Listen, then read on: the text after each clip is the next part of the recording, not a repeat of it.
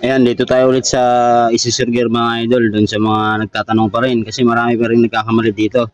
Kasi pagka nagkamali ka ng lagay dito, imbis na ang problema ay isi-surger lang, pwedeng maraming madamay dyan, ano? Pwedeng maraming mawasak. So, dun sa mga nagtatanong bakit paulit-ulit yung video natin, kaya tayo nagpaulit-ulit para mabilis yung makuha. Okay, para hindi kayo magkamali at hindi gagastos yung may-ari ng malaki. Okay, so yan, ilagay natin.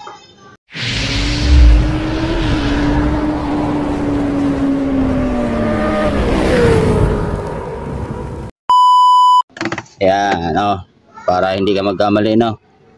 Kung ulit-ulit na nakikita mo yung video ko, huwag nyo nang panoorin para hindi kayo mainis, no? Kasi itong video na to para to doon sa mga para hindi magkamali sa paglagay. Okay, so ayan, isisor.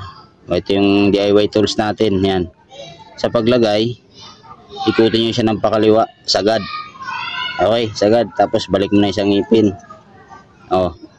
Tapos ganun din, ikutin mo siya ng pakaliwa, ayan, sagad yung isang ngipin.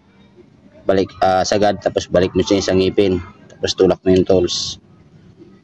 Ayan. Diba? So ayan, sa paglagay naman dito, ayan, may washer yan.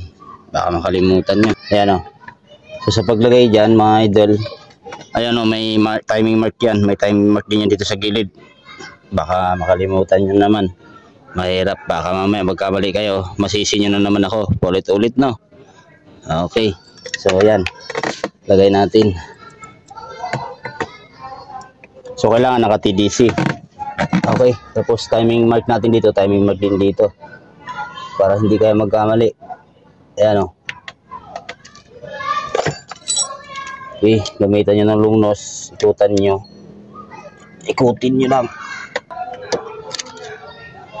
Yan. Basta pag nilagay niya yan, naka-timing dapat. Nakatutok din yung timing mark dito sa ilalim. Meron yan, may marking din yan. Tapos lagay mo yung housing. Paglagay ng housing, ganito. Para hindi ka magkamali, Dapat naka-TDC.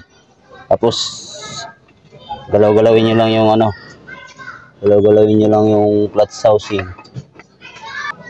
Yan. Tapos, pihitin nyo ng konti. Yun. Pasok na yan.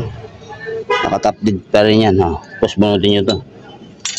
Yan. So ganun ang paglagay mga idol, para hindi tayo magkamali at makawasak tayo ng kasi pag nasira ito, sira itong clutch housing, sira yung balancer, durog yung makina, sigurado. Yan. So dapat pagka nilagay nyo na siya, hindi na siya gagalaw. Ayan.